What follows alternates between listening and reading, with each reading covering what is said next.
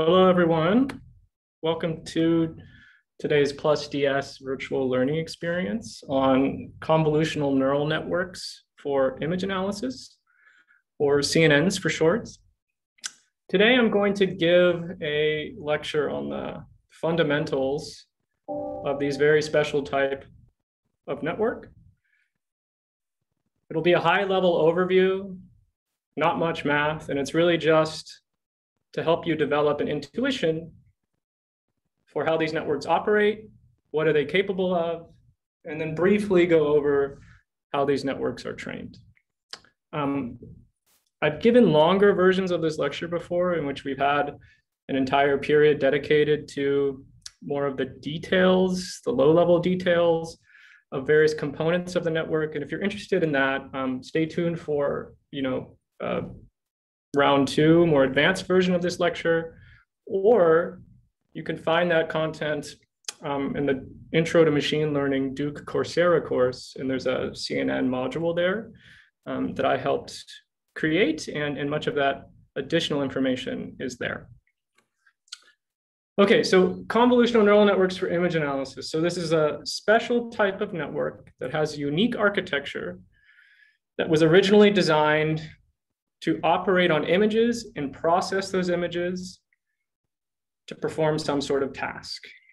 The very first task that these CNNs were used for, and it remains a very important task and capability of these convolutional neural networks, is image classification.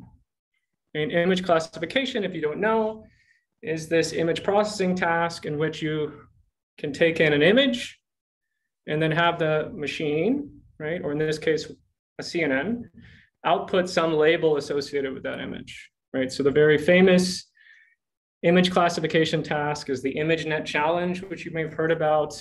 And it was the performance of CNNs on this ImageNet classification challenge that really accelerated the development of this deep learning revolution over the past 5 or 6 years. Okay, and while ImageNet and the performance of CNNs on ImageNet were relegated to classifying things like a house versus a cat versus a car versus a boat, right? That was sort of an academic task that was demonstrating the power of these networks.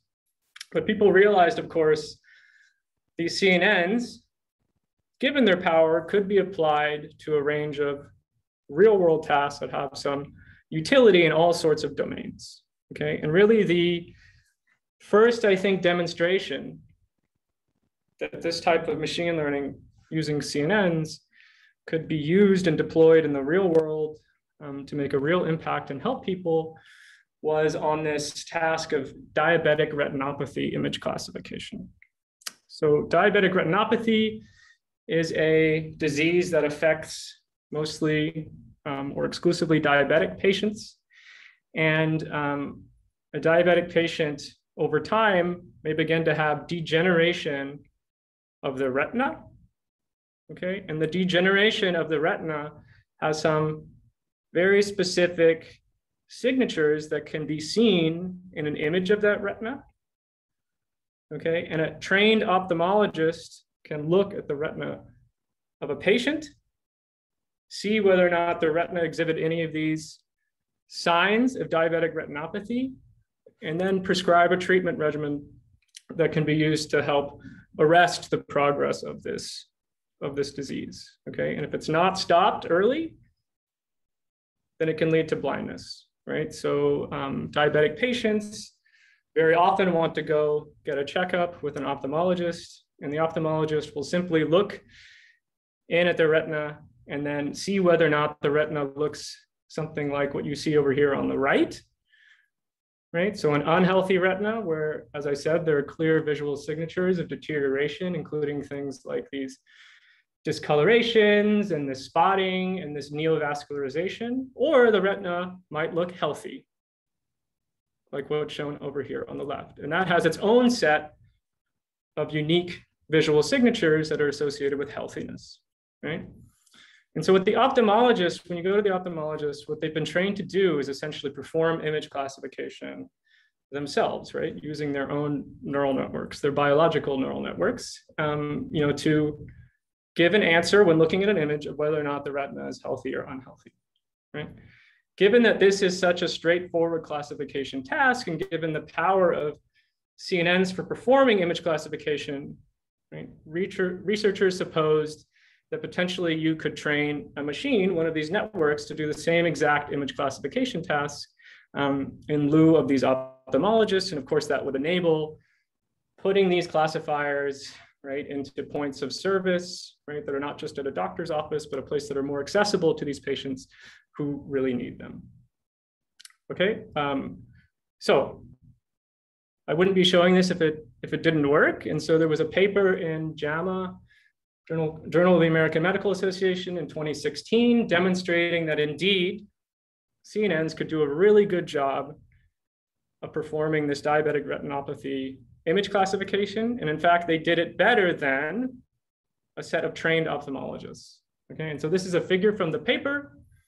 And I just want to walk you through it because we demonstrate the power of the CNN here, but it also introduces a few key terms that will be useful for understanding the performance of machine learning algorithms, and not just CNNs, but in general, any sort of classifier. So if you want to assess the performance of a classifier, you need a set of ground truth test data, right? By ground truth, I mean that test data, there's a bunch of images, and then there's a label associated with each of those images. So healthy or unhealthy, right? And it's ground truth in the sense that it's been established, for instance, by a committee of physicians in the case of diabetic retinopathy for each image to be, either healthy or unhealthy.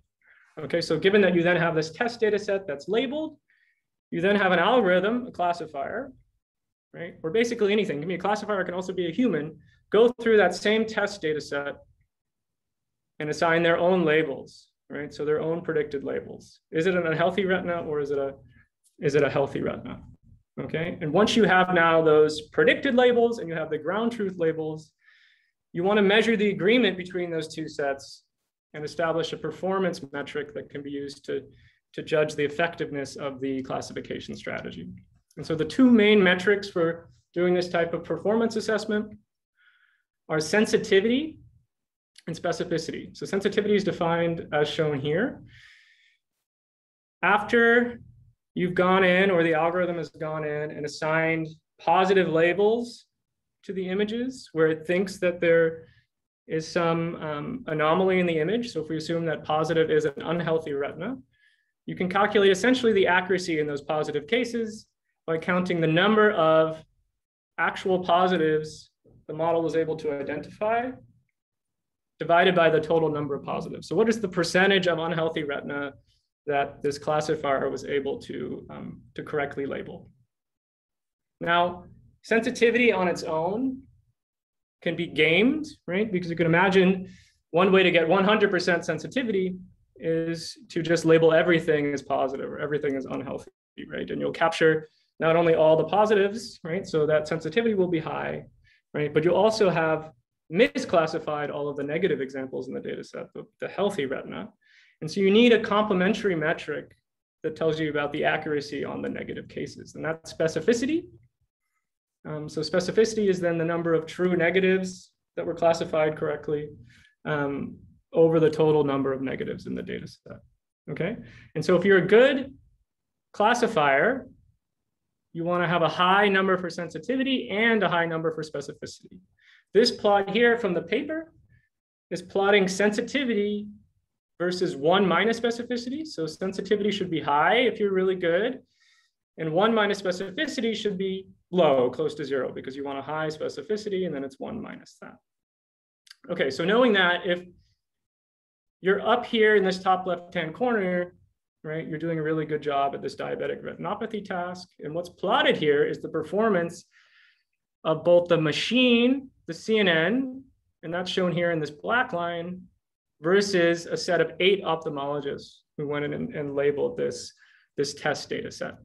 And given that you want to be up in this corner, if you're really good, anytime this black line is closer to the corner than these colored dots, the CNN was beating those ophthalmologists at this task. And so what you can see from this plot is actually the CNN outperformed 6 of the 8 ophthalmologists, right? Demonstrating the power of this technique for solving a real world clinical problem.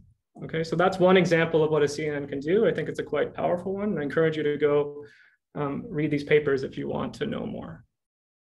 So what else can these CNNs do, right? So I mentioned they could be used for all sorts of different image processing tasks. And basically anything these days that involves an image in some way involves a CNN probably somewhere in its pipeline.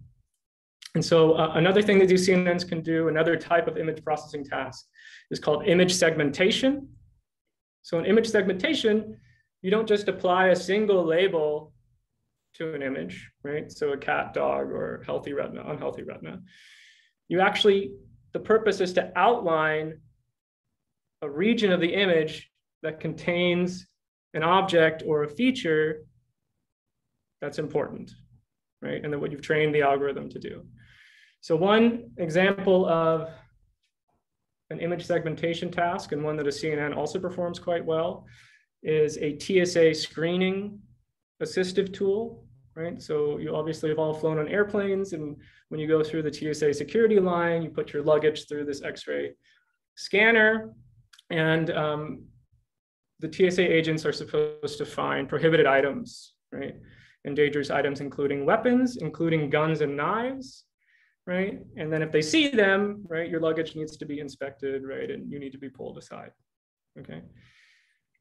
What's being shown here is that a CNN has been trained, right, to not only identify a luggage as being suspicious, but also within the image of that piece of luggage, where is the weapon, where is the gun, and where is the knife? Segment out the region of the image that has the particular prohibited item. And of course, that's useful as a tool because when TSA agents need to go in and inspect the luggage and look for these different prohibited items, you'd like to tell them where in the image, right, they should be looking. In addition, because you've segmented out pieces of the image, it's highly interpretable. So a TSA agent would be able to look at the output of the CNN and say, aha, right? It thinks that there is a knife here or a gun here, and that reflects the same, idea I had about this luggage, right? So that's an image segmentation task. And there's many other different types of image segmentation. I think you can imagine, all sorts of use cases for that type of image processing. Face recognition, which is obviously ubiquitous, right, on your cell phones and all over the world. That's powered by the convolutional neural network, right? So here's an example of some school children being led into school only after their faces are scanned, right, which lets them through some security terminal, right? Face recognition, powered by convolutional neural networks. Convolutional neural networks have become very popular for analyzing movement in the case of athletics and sports. And there were lots of cool applications of this type of movement analysis in the Tokyo Olympics. And so what you're seeing here are some fencers, right? And a CNN is processing the video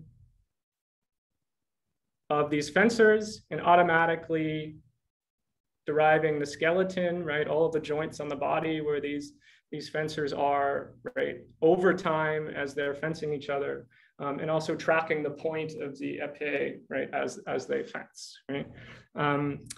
So another powerful use case of CNNs, not just to static images in this case, but to a series of images that make up a video.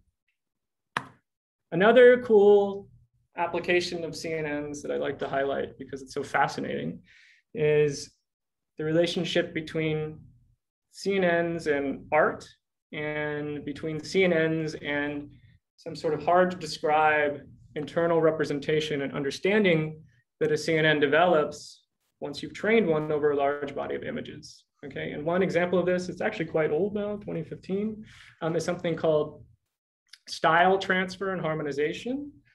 And so style transfer, if you haven't seen this before, look it up. There's all sorts of new versions and you can try it at home and make really cool pictures. But the idea of style transfer is you take in a photo, like a real photo, for instance, of a street scene here in Germany, and then you pair that photo with a piece of art, a painting, right, that has a certain style.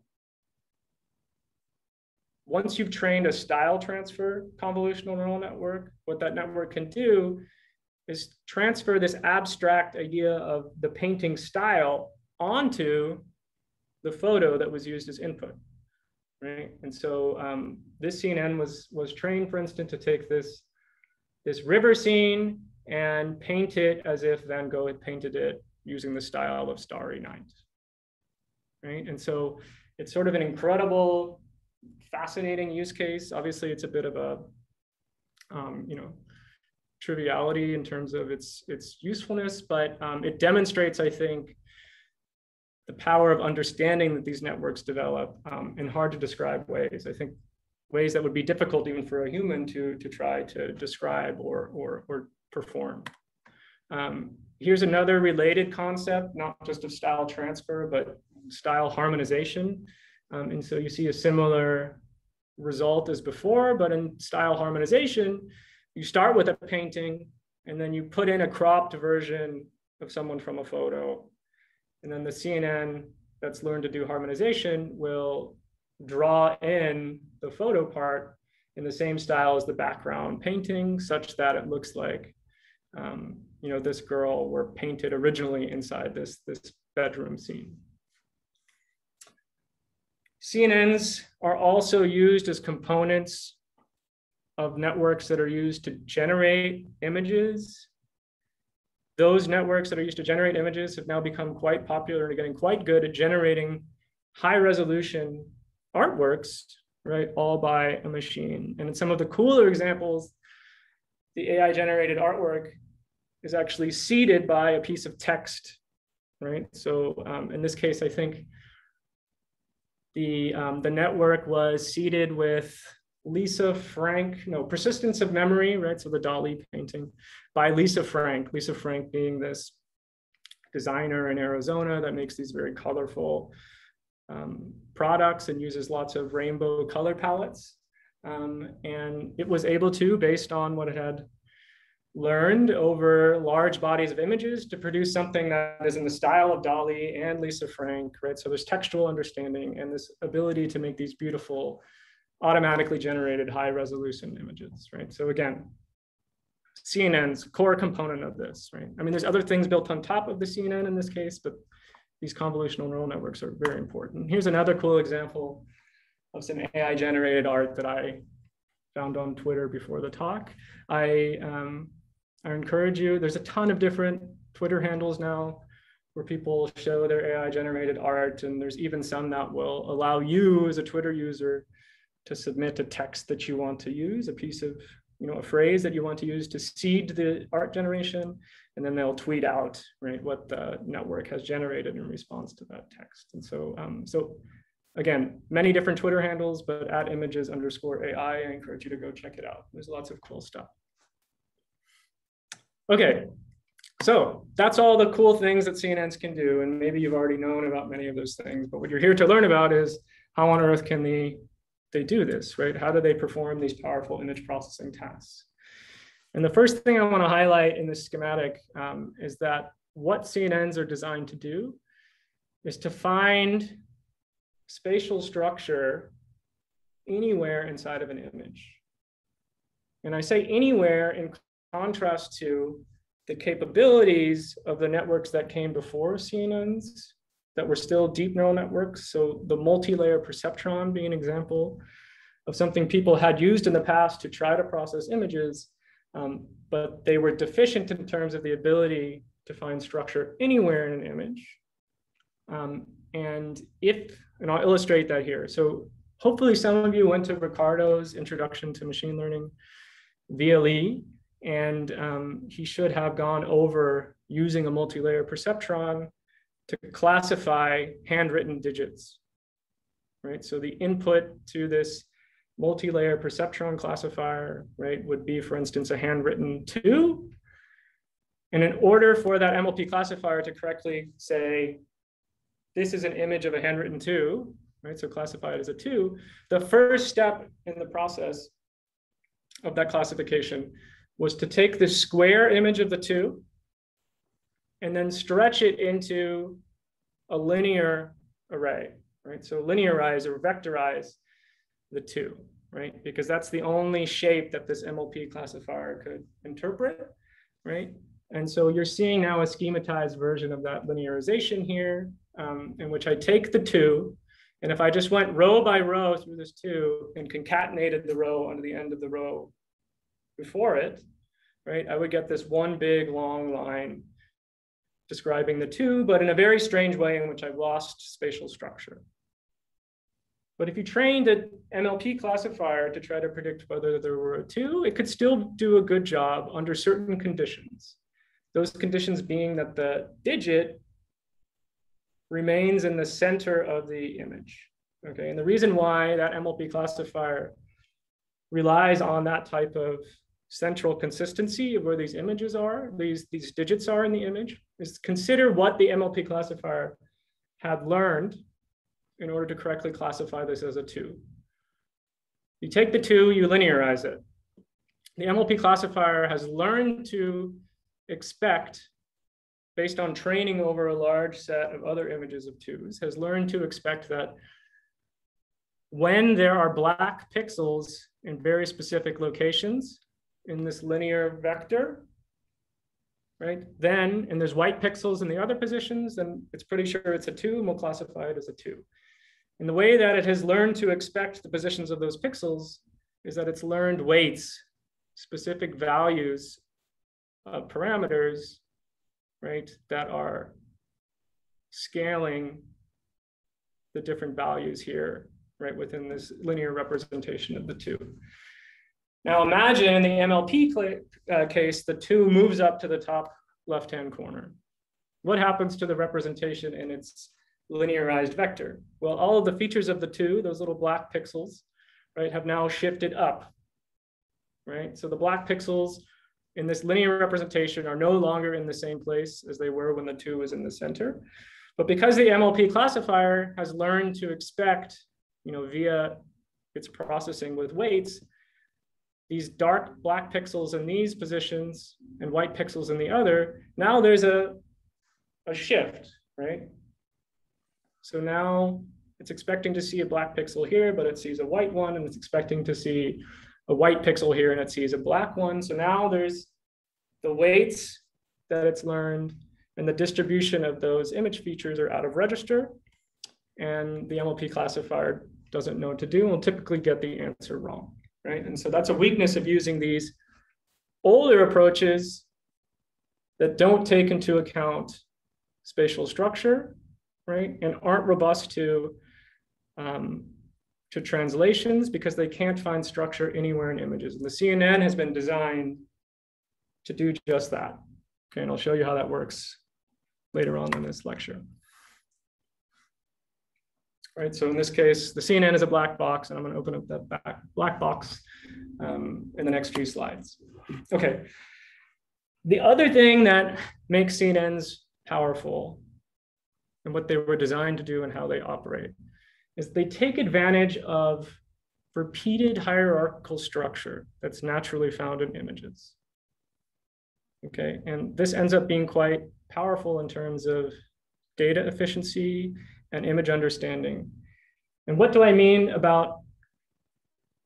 by repeated hierarchical structure? So what if I told you that in these two very different looking images of a bear and of a train, there were actually low-level components at various different scales that were present in both this picture of the bear and the train, but they were just mixed and matched with other low-level components in different ways, such that you eventually could construct this, very different looking bear from the train, but that they share some fundamental structure, right? So it might not be clear from these two images, but imagine now this sort of simple artistic representation of the bear and the train, right? And I think it becomes clear here without me even saying anything that there's some shared structure, geometric structure or image feature structure between the bear and the train. And that structure is organized into different levels in a hierarchy, like so. So looking at this bear and the train, we can identify at the lowest level certain basic features or structures that are present in both the bear and the train, right? And there's different types of low-level structures. So the bear and the train both contain vertical lines, right? It's just that in the bear, those vertical lines are configured in a different way spatially than in the train, but that structure is shared between the two objects. But there's also different types of low-level structures that are also shared. There's not just vertical lines, but both the bear and the train have diagonal lines, but those are just in different places in the image. But that's a shared low-level structure between these two fundamentally different image types, right? And you can imagine it's not just vertical lines and diagonal lines, right? But there's also arcs and curves and some of these circles that are also shared between the bear and the train. So that's the lowest level structure in this example. You can go one level up in terms of complexity and find that there are mid-level structures that are composed of the low-level structures, and that those mid-level structures are also shared between the bear and the train. And in this case, the mid-level structures are shapes, right? So both the bear and the train use triangles or are composed of triangles. It's just that those triangles are in different positions in the images that are unique to the bear and the train. And these triangles are composed of repeated low-level structures, namely horizontal lines, vertical lines, and diagonal lines that in turn make up that shape. And just as there were different low-level structures in the previous level, there's also different mid-level structures at this mid-level, right? And those mid-level structures are different because they're made up of a different set of repeated low-level structures, right? So there were triangles and now there's circles, and those circles are present in both the bear and the train. And we can go one more level higher still in this example. So there was low-level structure, mid-level structure, and then a high-level structure, which is just groups of the mid-level structures. The mid-level structure was groups of the low-level structures. The high-level structure is groups of the mid-level structure. So in this case, are groups of shapes. And that high-level structure is also repeated for both the bear and the train, right? So a rectangle next to a circle could be considered a particular type of high-level structure, and both the bear and the train have it, right? But then it's the combination of the way in which high-level structures are arranged in these two objects that you arrive at something that looks uniquely like a bear or uniquely like a train. Okay, so it's that hierarchical structure in images that CNNs were designed to extract using a hierarchical feature extraction process, layer by layer in a neural network. Okay, so now I'm going to explain what the CNN looks like and how does it extract this hierarchical feature organization and how does it harness that to perform classification. So to unpack the CNN, I'm going to go to an even more abstract set of toy images where it's this shared low-level, mid-level, and high-level structure becomes very obvious, right? So imagine I have this set of toy images, right? And each of these images you can think of as representing a different kind of object or a different image class. Maybe this is a house, you know, this is a chair, and this is a bear, right? And if you look in each of these images, they are different because they are composed of different groups of shapes, right? So that's what makes them different, just as the bear and the train were composed ultimately by different arrangements of groups of shapes. But if you look into these images, what you can find is, despite them all having different image content, they share structure. So now we're going to walk down from high level to low level structure. So you can see that actually those images were composed of a core set of high level structures, or I might call them motifs.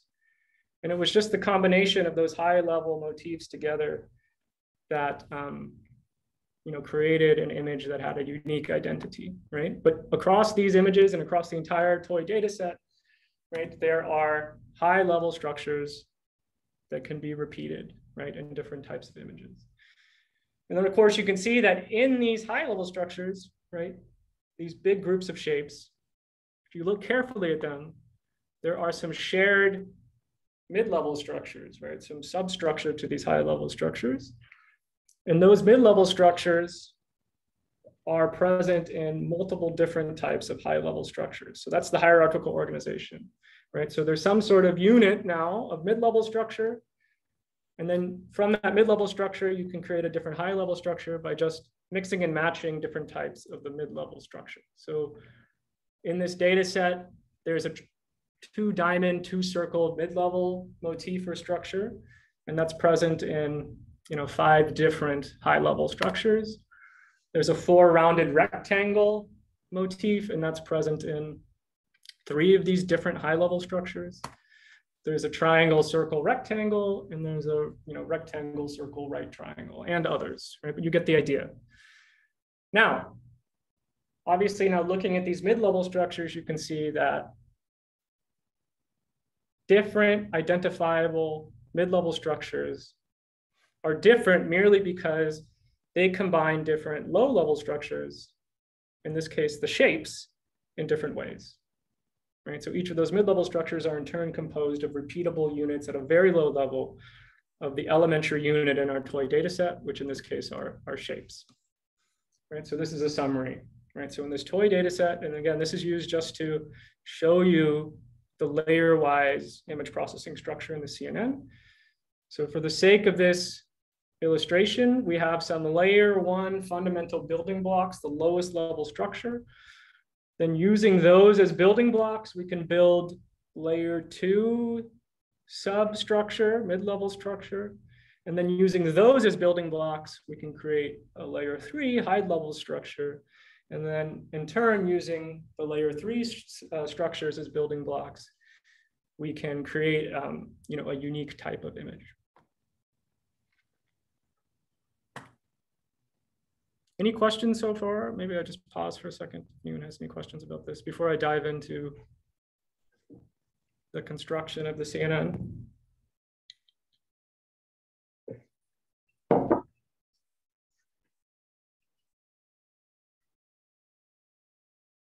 Okay, that's fine.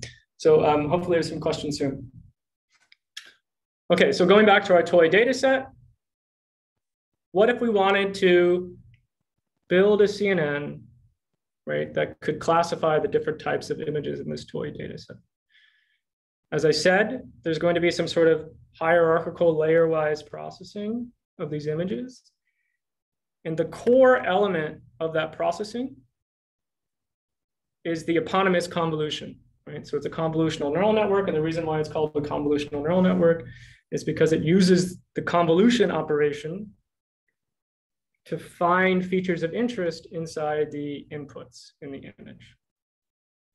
Okay, and we won't go into details of the convolution. Oh, okay, now I got a question. I'll come back to that, Joel, but I'll come back to it just because I think there's a more natural place to answer it after I've described the CNNs. Okay, so what is the convolution? The convolution is an operation that takes in some sort of input in which there are patterns that want to be identified. And then it takes in and uses something called a convolutional filter. And the convolutional filter is essentially a little search pattern that gets passed over the input. And when it passes over the input, when the search pattern matches a feature on the input, that feature gets highlighted in the output. Okay, so for every input in convolutional filter, you get a heat map telling you about the location of the different features in the original input that match the pattern. Okay, so this is the input here. It's one of our toy images. If our convolutional filter, which is the search pattern, is this right triangle, and I pass it all over this image, right? And for each position of the pattern, I either have a high value for I found the pattern or a low value for I didn't find the pattern. Then what you get is now a heat map. And there's going to be hotspots where these triangles are located, these right triangles in the input image. Okay, so now that's useful information because using this convolution, it's a very simple operation. I'm able to specifically highlight, in this case, a certain type of low-level structure that's present in the image. And so that's now a signal about what information of a specific type is included in the input. And now, if I use a different type of convolutional filter that's a different search pattern, then I can highlight a different type of input feature, right? So for a circle convolutional filter, if I pass that over this input, I would highlight all of the circles within the input image, right? And so that's a different type of information about a different type of low-level feature present in the input. So what first happens in the convolutional neural network in the first layer is that you have a set of filters, and those filters, when used via the convolution operation, highlight low-level structures, so the lowest level structure within the input image. Okay, so that's what happens in layer one. We're going to build up complexity layer-wise within the CNN. And so if I had an input image like this, and then I had 7 different filters, again, for illustration, say I have 7 different filters, and each one of those corresponded to the lowest level fundamental building block structure. Because anytime I convolve an input with a filter, I get a single heat map telling us about the location of this pattern within the input image. If I convolve this input image with 7 different filters, I get a stack now of 7 different maps of heat maps that are telling me something different about what's in the input image, namely the presence and location of different low-level structures within the input. So once I have those maps, the next layer in the CNN searches for mid-level structure within the input image. And the way that it does that is it doesn't look for that structure within the input image, but it makes use of those feature maps, which have already described the different types of low-level structures. And because the low-level structures make up the mid-level structure, the layer 2 filters just look for specific combinations of hotspots in these feature maps that would correspond to multiple different low-level structures being together in the input image. So for instance, these layer 2 filters, which by the way have a different shape now because they need to look over the entire stack of feature maps generated by the first layer. If there was a filter that wanted to find a square, a circle, and a right triangle mid-level motif, the way in which it does that is that it looks for, specifically in the heat map corresponding to the square, the heat map corresponding to the circle, and the heat map corresponding to the right triangle, right? So this thing, and this thing, right? If each of those have little hotspots in their individual heat maps, right, that correspond spatially, so you could sort of look down the feature map stack, then that means those low-level features are clustered together within the input, right? And that would correspond to those building blocks composing that mid-level structure in that position, right? So you can uniquely now identify the presence of mid-level structure, not by searching the original input, but just searching for the corresponding patterns within the stack of feature maps describing where the building blocks are for making up that mid-level structure, okay? And so if we had a different layer 2 filter and it was looking for the rounded rectangle, circle, triangle, mid-level structure, it would just need to look for correspondence in the feature maps corresponding to the low-level structure building blocks that make up that mid-level structure, right? So it would look in this map, and this map, which correspond to the rounded rectangle, triangle, and circle for overlap, right? So for heat map hotspots that are overlapping. And in doing so, could identify then the presence and location of this mid-level structure within the input. And so in this toy example, we would have layer 2 filters that are searching for all the different types of mid-level structure that are within the input image by looking at these layer 1 feature maps. And these are color-coded here, just so if you want to study this at home, right, you can sort of make sense of where each layer 2 filter would sort of have its attention looking for correspondence, because each of these has a different set of low-level structure composing it. Now, what happens after we find mid-level structure, sorry, the way that we find mid-level structure, the way that's expressed is just with in layer one, where we convolve the input image with a set of layer one filters. Now we convolve the layer one feature maps with a set of layer two filters. And now we generate a feature map for each one of those layer two filters. And each of those feature maps now tells us and has a hotspot for the location of the mid-level structures within the input image, okay? And because I have, in this case, in this example, 7 different layer two filters, each looking for different mid-level patterns, I get 7 different feature maps, 1 for each of those filters, and one for each of the mid-level patterns within the input, right? So now I've extracted a different level of information about the content of this input image, right, by building up this hierarchical representation of the different building blocks leading towards that, okay? Then you repeat that operation one more time in this toy example with a set of layer 3 filters. And those layer 3 filters, again, rather than processing the input image directly, just process the stack of layer 2 feature maps.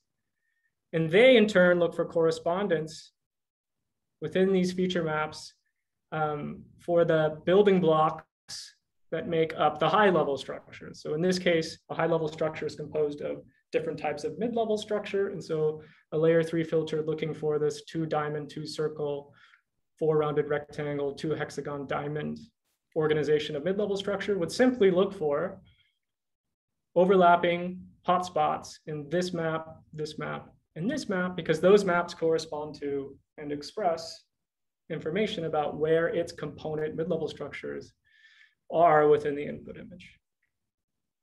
Okay?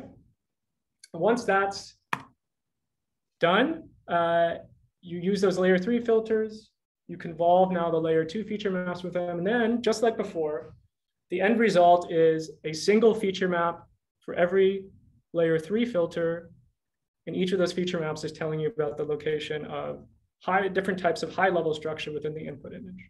Once you have that fully processed stack of now high-level image features, then you feed that now to a classifier, and that classifier's output, is the label assigned to the image, right? But it's processing now not the original image, right, but this hierarchically processed representation of the image. Okay, so that's how it works in principle or the intuitive idea behind it. Now, in reality, you don't start with toy images. You don't start with a set of filters that are perfectly designed to find the low-level structure within these inputs, right? What you do in the real world is that each of those filters at all of those different layers, those are the things that are learned by training over a very large data set of labeled images, right? So the deep learning part, in the case of convolutional neural networks, is learning what those filters look like, right? But because those filters are organized into different layers, right? While you're training the neural network, it will learn different sets of filters that correspond to the same type of hierarchical information extraction, but specifically tailored to the hierarchy of image features in the natural data set or the domain-specific data set that you're using. And so let me show you now how you would train such a network using the same diagram of the different types of layers. And this is, I think, the only place where there's some math, but I'll just quickly go over. It's simple, but I'm going to put some notation so that we can understand exactly what can be learned when training. So if we start with an input image, we'll call that input image I, and we say subscript n. That just means it's the nth input image over some very large data set of labeled images. And then we have a set of layer 1 filters, right, which are these patterns that will be scanned over the input image via the convolution. Those layer 1 filters are just numbers or learnable parameters, right? And those numbers determine the type of pattern, right, that each of those filters is looking for. Because those are numbers and they're different for each of the filters, let's say we have k of those filters, right? Then I'm going to say phi 1 through k are the set of layer 1 filters that are going to operate on this input image. The way that those filters operate on the input image, as I said before, is via the convolution. I'm not going to show you the form of the convolution here, but the convolution is just a function. Remember, a function takes some input and produces some output. What the convolution function, here f, right? So this circle here is the convolution, right? We can also write it as f as the function. That convolution function takes in the nth input image and the set of layer 1 filters that will be passed over the input image, right? So these are the different inputs. Nth input image, set of layer 1 filters, and it produces an output, a set of feature maps. And we'll call that set of feature maps M, just as an arbitrary letter. And we'll do subscript n here because that means it's corresponding to the nth input image. So that's layer 1. What happens in layer 2 now is, again, there's now a convolution of that stack of feature maps, right? And that convolution happens with a different set of filters, this time the layer 2 filters, which are looking for the mid-level structure. And again, we can have k of those. In fact, we don't typically have the same number of layer 2 and layer 1 filters, but presume we had k layer 2 filters. Those are also learnable parameters and a set of numbers that we'll learn during the training process. If we have k of them, these numbers are different from these ones, right? Because the layer 2 filters are looking for different patterns. And so we'll give them a different Greek letter. In this case, we have psi 1 through k representing the different layer 2 filters. Now, to produce the layer 2 feature maps, I said that you convolve the layer 1 feature maps with the layer 2 filters. The function processing, doing that transformation is exactly the same. It's the same convolution function. It's just that the inputs to that convolution are different, right? So now the inputs in layer 2 to that convolution function, instead of the nth input image is the nth layer 1 feature map stack, so m sub n, which we got down here. And then it's getting convolved with a different set, now layer 2 filters. And so you have psi 1 through k there, and it produces a different output than before, which we'll call L, because it's different from M, different from the layer 1 feature maps. That process happens again, now with layer 3 filters. Those are different yet again from the filters before. So we give them a different Greek letter, omega 1 through k, if we had k different filters. Again, those operate on now the layer 2 feature maps using the convolution function. The form of that function is exactly the same. That's why I'm reusing this f here, but the inputs are different. In this case, the inputs are the layer 2 feature maps, L sub n, and the layer 3 filters, which are going to act on those maps, omega 1 through k.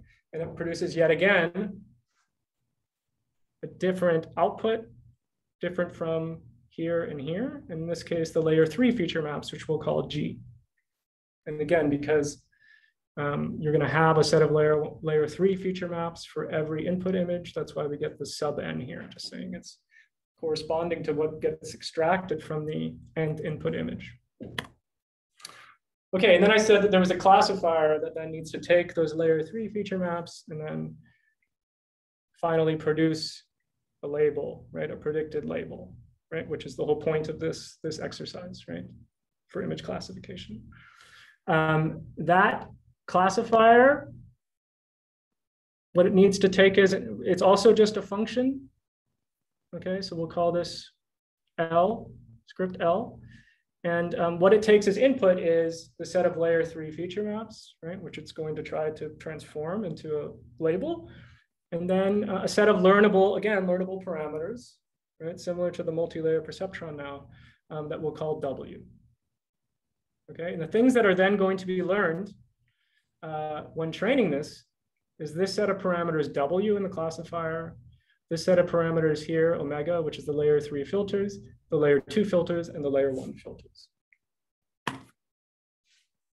And how exactly you train this, just to remind you, if you didn't go to the intro to machine learning lecture, the whole point of the deep learning exercise is to change the values of these parameters inside the network such that the output of the network, right, in this case, some predicted label associated with the input, best matches some ground truth set of labels, right, that you're training over, right? And so this is just mathematical notation for that. So assume that you have a set of labeled images, right? So big N images together with associated labels Y, right? So for each image I sub N, you have an associated ground truth label Y sub N. And that Y sub N for the binary classification task, like a healthy retina, unhealthy retina, will be +1 for positive, unhealthy, and -1 for negative, healthy, okay? Then you can set up the entire function that you're trying to optimize in order to find the best set of parameters. Remember, the parameters that are being trained over are the composition of these different filters and the final classification weights. And the way that you find that is by first setting up a loss function. So a loss function can have various different forms, but the objective is the same. The loss function takes in some ground truth label associated with an input and the predicted label that comes out of your network. And then it compares them. And if they're in disagreement, then the loss value is high. And when they're in agreement, the loss value is low. Right? So the more of the predicted labels you can bring into agreement with the ground truth labels, right, the better your classifier is doing. And the predicted label, the way you get to that predicted label is by passing the input image through the network. And what passing it through the network, what operates on it are all those different filters and those final classification weights. And so those are the parameters that will determine the predicted output labels. So phi, all the layer 1 filters, psi, all the layer 2 filters, omega, all the layer 3 filters, and W. So this predicted label, what you get out is a function of all those different parameters, because what you get out when you feed in the image depends on the values of all those parameters. And so then one way in which to minimize this loss function and bring the predicted label in register with the ground truth label is by moving all of these learnable parameters, wiggling them around, not really wiggling, but there's an intelligent way to do this, but you're changing these parameters such that you bring all these predicted labels over the entire data set and register with the ground truth labels. Okay? And so in other words, you're trying to minimize the average loss function over the entire data set. And the way that you minimize it, another way of saying that is that you're finding the best set of all of these learnable parameters that minimize that function.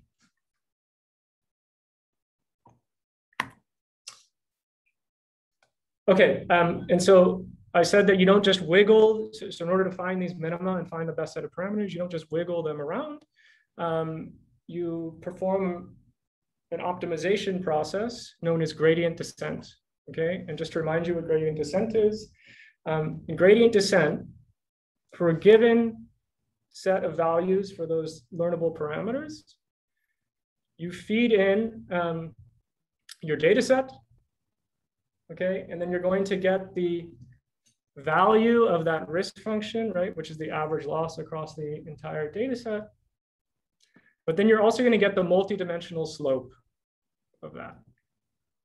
Okay, and the slope is how is that risk function changing as you move some of the parameters. Okay, so you get this big multidimensional slope, and depending on the sign of that slope,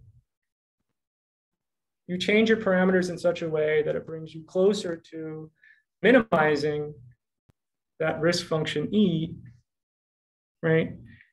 And then you update that over and over again such you step closer and closer to the minimum. Okay, so for instance, if you have some set, this x-axis should be labeled theta t. Okay, so theta t, these are the full set of parameters. Theta t, for some value of theta t, you can find the slope of that function, okay? And based on the slope, say it's a positive slope. Positive slope means if I were to increase the value of theta t, I would go up, right? And so if there's a positive slope, I want to move in the opposite direction, right? I want to get to the minimum. Okay, and so then I calculate that slope. I take a step in the direction against that slope. There's a parameter called alpha, which is the learning rate, which tells me how big of a step proportional to the slope that I take. And then once I've taken that step, I update the parameters theta t to their new values based on that step that I took. And then I repeat the process of finding that slope and then taking a step and finding that slope and taking a step. And if I follow that procedure, I'll get to a local minimum in my risk function, right? Which is what we wanted to find.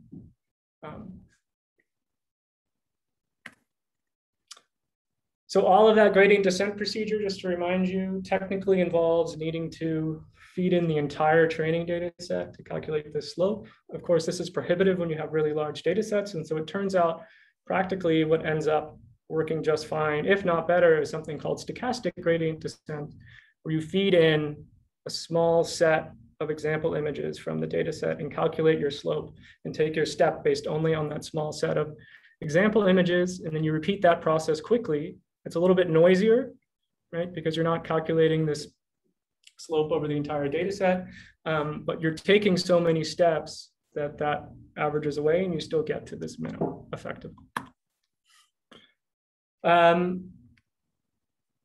Okay, and then I'll just go over this. So you know, why do we use this hierarchical feature extraction, and what's the point? I mean, there is the fact that it seems to be a natural way in which images are constructed and organized.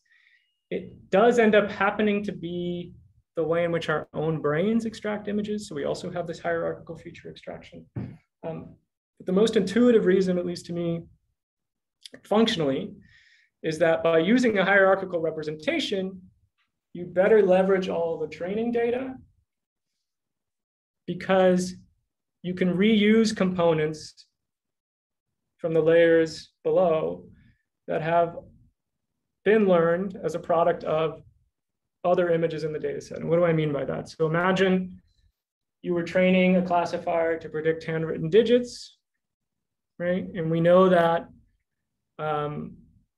a 7 and a 2 look very similar, but it's just, you know, the bottom of the digit that's not there for the 7, right? But there's lots of features of a 2 that are also present in the 7, right? So if we use a hierarchical feature extraction process, if we learn how to find those component low-level building blocks, right? So the diagonal line that makes up both a 2 and a 7, that means anytime I'm training over an example of a 2, I'm learning a little bit about a 7, right? And so it much more efficiently helps us learn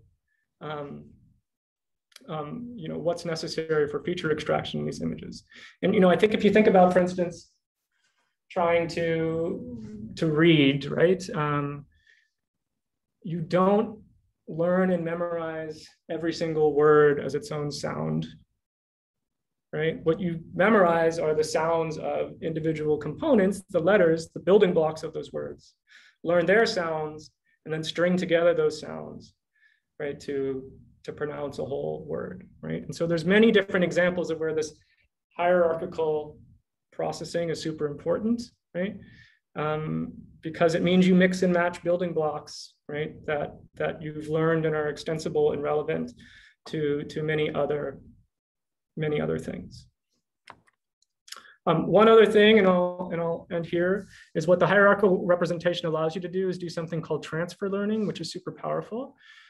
Transfer learning was in this JAMA paper for diabetic retinopathy, and it said to speed up training, batch normalization, as well as pre-initialization, using weights from the same network trained to classify object in the ImageNet dataset were used. Pre-initialization also improved performance. And so what they mean by that is that rather than taking their diabetic retinopathy training set and just trying to train their CNN from scratch, they started with training that network first over the large ImageNet dataset, which remember is not images of eyes or retina. It's images of cats, dogs, and houses. But by training on that large data set of natural images unrelated to the retina, it still boosted performance, right? And so why on earth would that work? And it's because of the hierarchical organization of the CNN, right? So in the CNN that I've shown you, right, the feature detectors at the top of the network are typically highly specialized for a particular task, because that's where the representations of the high level structure are. But at the low level, at the lowest level, you get low level information detectors. And those are features that are universal to all images, right? So at the lowest level, right, this was true of the bear and the train. It's also true of a retina and a house. There are lines, there are shapes that are present in both of those things. And again, they're just mixed and matched with other different building blocks to arrive at something that looks like the retina. And so if you train over this large ImageNet data set, because we have this hierarchical representation, you can learn the layer 1 filters that you need and are relevant for processing the retinal image by looking at cats and dogs and houses. And then once you've learned those layer 1 filters, you can use the rest of your training data set that's now domain specific to these retinal images to train the part that's specific to ophthalmology, right? Making use of those layer 1 filters that have been really refined using much more data on this other natural image data set.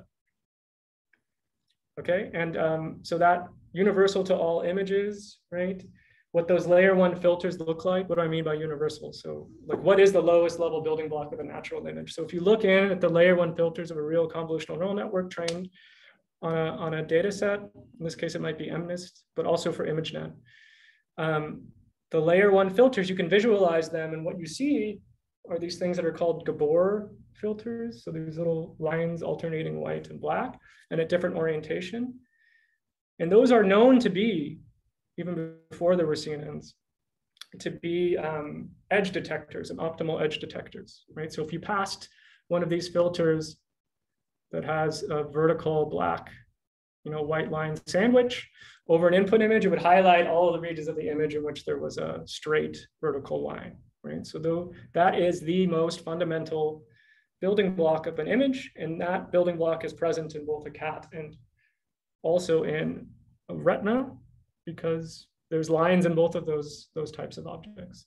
And then, just to illustrate how fundamental and universal this type of image processing and image features seems to be, if you go in and actually look not just at a convolutional neural network, but at the types of image features that make a neuron in a real brain, in this case, a macaque visual cortex, like what in an image makes a neuron active, right? And so that would be a representation of what kind of filter sort of that neuron is applying to an image. You find that the receptive fields of these neurons, right, again, patterns in the image that make these neurons fire also look a lot like these Gabor patterns that you find in layer 1 of these convolutional neural networks, right? And the Nobel Prize was actually given out for studying visual cortex neurons in cat and finding that stimuli that look exactly like these Gabor patterns, right, could be passed over the field of view, right, a screen that a cat was watching, right, and excite those neurons in very selective ways, right? So this seems to be a universal property, not just of CNNs, but also biological image processing systems, and that's due to, in part, the hierarchical nature of the image processing. Okay, so that's it. We're a few minutes over. I'll answer questions now in case anyone's sticking around. So one question, and please ask any more if you have any now. So one question is, considering the MLP classifier, could we improve performance by creating multiple versions of each digit by shifting the original in different directions? So it's a great question. So let me try to repeat it. So basically I said that if you move the 2 up into the upper left-hand corner, the MLP classifier trained only on images where the 2 was center would break. And so what if we just did what's called data augmentation. This is actually used for CNNs, but we took each image of the two and we actually moved it up into a corner and added that example to the training data set and then trained our MLP. So just as that's helpful with CNNs, I think it would also be helpful in principle for the multi-layer perceptron and trying to encourage the sort of translational variance in the representation. But it ends up being, the state space in which these digits can exist if you're translating them around is vast. And typically the MLP, even in such a case, is not powerful enough to be able to learn representations that are robust to that, right? So basically the overall performance of the MLP will go down, even on centered images, if you try to move them around. Whereas in the CNN case, there's a thing called data augmentation. Data augmentation is where you try to inject into the training data set some data or image feature representations that weren't present in the natural data set. And, for instance, different rotations and different sizes of different image structures. Data augmentation is what it's called. Okay, I'll say the name. How do we balance minimizing loss versus overfitting of the model? Yeah, so if you didn't go to Ricardo's lecture, you can also find this in the Coursera course, but the way that you keep track of overfitting, right? And this is just the playbook of machine learning with anything, but especially neural networks, which are really over-parameterized and have a capacity to overfit, is that you need to separate your data into a training data set and a validation or test data set. And when you're training over the training data set, so that's what you're using to directly find the gradient that you're using to update the parameters, you're keeping an eye on the loss or the performance on this validation data set.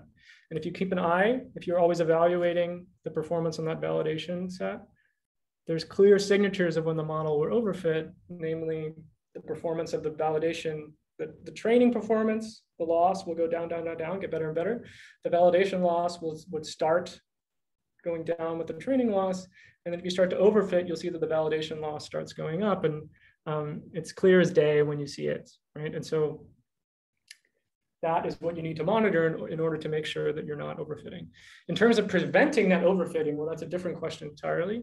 And there's lots of tricks for doing that, including increasing the size of the data set, adding regularization, decreasing the size of the network, decreasing the number of parameters, et cetera.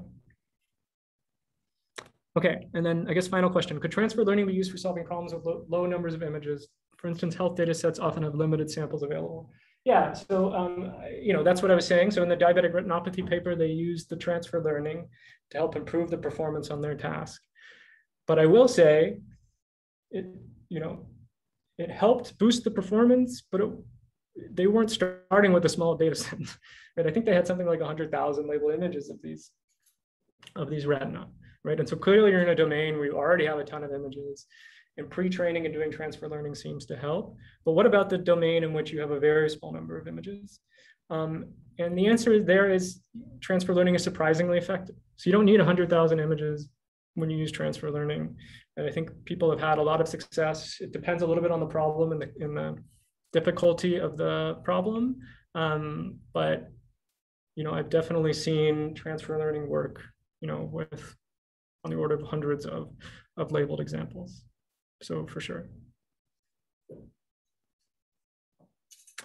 Okay, thanks a lot. As always, email me if you have any questions. Happy to chat more, and hope you learned a lot. Bye.